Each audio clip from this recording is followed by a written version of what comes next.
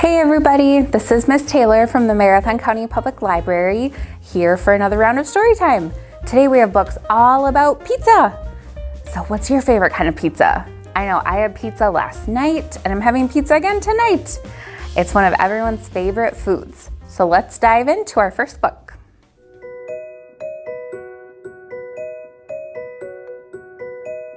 The Little Red Hen had eaten the last slice of her tasty loaf of bread. She'd sipped a cup of chickweed tea and taken her nap. Now she was hungry again, so she scratched through her cupboard and spied a can of tomato sauce. "Why don't I make a lovely little pizza?" she said to herself. She rummaged through her pan drawer. There were bread pans, cake pans, muffin pans, frying pans, all kinds of pans, but not one single pan was large and round and flat. "Cluck," she said, "I need a pizza pan." She stuck her head out the window. "Good morning," she called. "Does anybody have a pizza pan?" "Not I," said the duck. "Not I," said the dog. "Not I," said the cat. "Very well then, I'll fetch one myself," said the Little Red Hen. So she went to the hardware store. She bought a pizza pan, a large mixing bowl, a pizza slicer, and some other stuff. When she got home, she opened the cupboard. She saw beans and rice, sugar and spices, jars of jam and jars of honey, and even pickled eggplant. But no flour.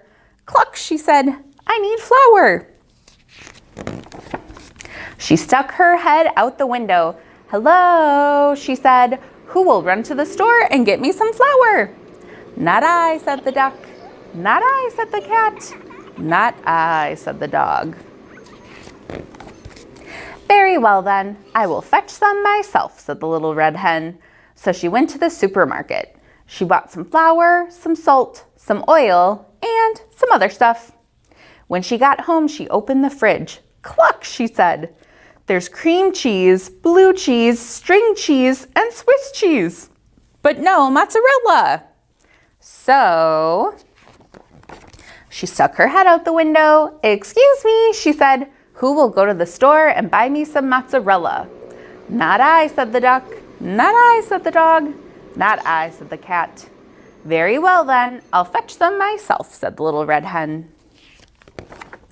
So the Little Red Hen went to the delicatessen. She bought some mozzarella, pepperoni, and olives, some mushrooms, onions, and garlic, a can of 8 small anchovies, and some other stuff, but no pickled eggplant. She had that at home.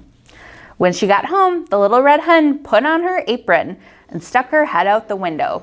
"Good afternoon," she said. "Who will help me make some pizza dough?" What do you think they're gonna say? "Not I," said the duck. "Not I," said the dog. "Not I," said the cat. "Very well then, I will make it myself," said the Little Red Hen. So she put the flour and some other stuff into her mixing bowl and stirred and mixed and mixed and kneaded and kneaded and pounded until she had a big ball of pizza dough. After the dough rose, the Little Red Hen rolled it flat and folded it and rolled it again and spun it around her head several times. When the dough was just right, she tossed it way up in the air one last time for good luck and put it on her pizza pan. Then she stuck her head out the window. "Excuse me," she said, "who will help me make the topping?" Do you think they're gonna help? "Not I," said the duck. "Not I," said the dog. "Not I," said the cat. "Very well then, I'll make it myself," said the Little Red Hen. So she chopped and grated and sliced. Next she opened her can of tomato sauce and spread it all over the pizza dough. On top of that, she put some grated mozzarella, some sliced pepperoni, some chopped olives, some mushrooms, some onions, and garlic, 8 small anchovies, and some other stuff. The Little Red Hen looked at her pizza. It looked just right. She put it in the oven and sat down to sip a cup of chickweed tea. Pretty soon, a delicious smell drifted from the oven. It filled the room and floated out the window. "My lovely little pizza must be ready," she thought. It was lovely, but it was not little. Look how big that pizza is. So she stuck her head out the window. "Good evening," she said. "Would anybody like some pizza?" Can you guess what duck said? Can you guess what the dog said? Can you guess what the cat said? They all said yes, of course. But the cat scraped most of the toppings off his share. When the pizza was all gone, the little red hen made herself another cup of chickweed tea. Then she asked, "Who will help me do the dishes?" Now, can you guess what the duck, the dog, and the cat each said? They each said, "I will, I will, I will." So they are finally helping out. And they did. Okay, that was our first book called The Little Red Hen Makes a Pizza. Now let's jump to our second book.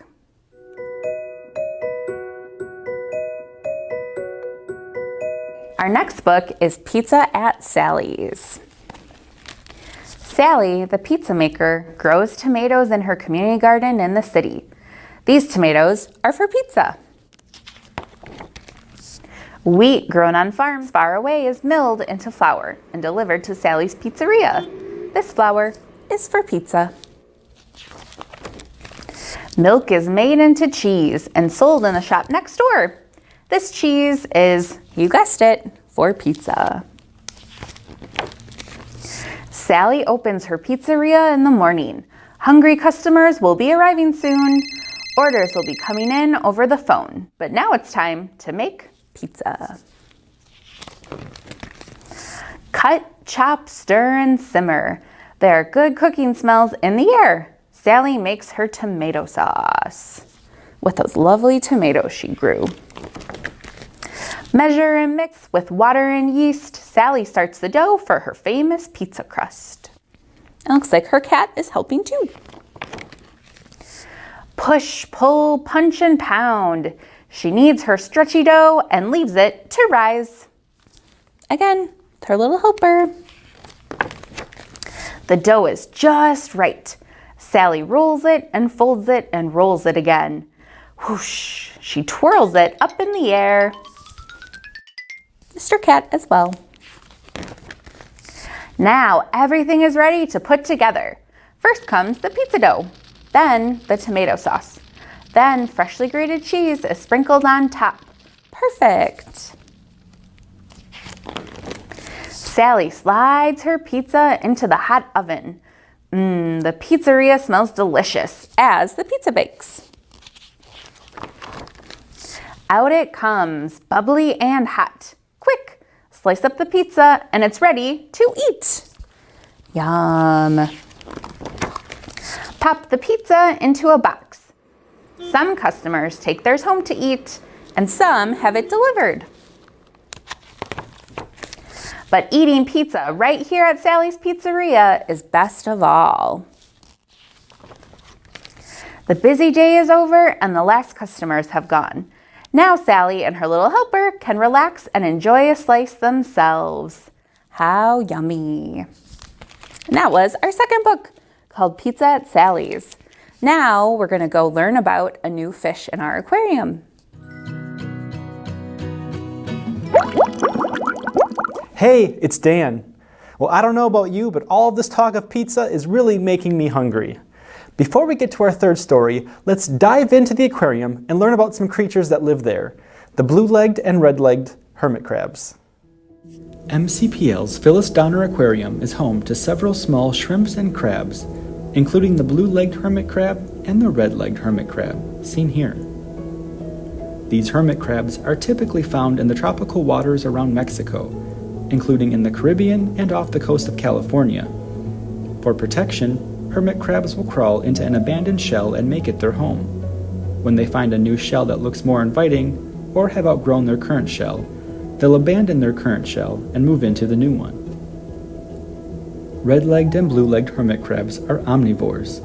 They have small spines on their legs, which help them to eat. They scurry around their home area, feeding on algae from the rocks, coral, and in the sand.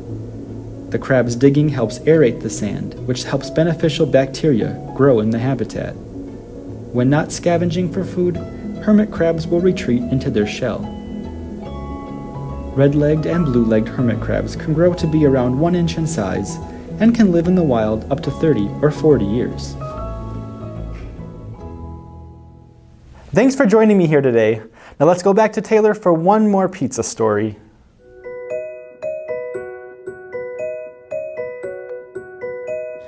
Our last book for today is called A Pizza with Everything on It. So how do you like your pizza? What toppings do you like on it? Let's see what this little boy has in mind. So this is a pizza with everything on it. When your dad owns a pizza shop, you can have whatever kind of pizza you want. So when Dad asked what I was hungry for, I said, "Give me a pizza with everything on it." Dad said, "Everything?" I said, "Everything." So here they go to Papa Zaz. Dad tossed the dough while I stirred the sauce. We put down 3 different kinds of cheese, then added a 4th, just to be safe. So there's cheddar, Swiss, mozzarella, and a mysterious 4th cheese. We started with the basics: pepperoni, sausage, tomatoes, peppers, even those little mushrooms that look like noses. Dad said, "Perfect." But I said, "No, Dad, I want a pizza with everything on it." Dad ran across the street and came back with his arms full of groceries. There were pickles, an ice cream cone, boiled eggs, apple, bag of chips, and an entire turkey. All of it went on the pizza. How does that sound? Do you think that would be good on pizza? I don't think so. But Dad said, "Perfect." But not good enough.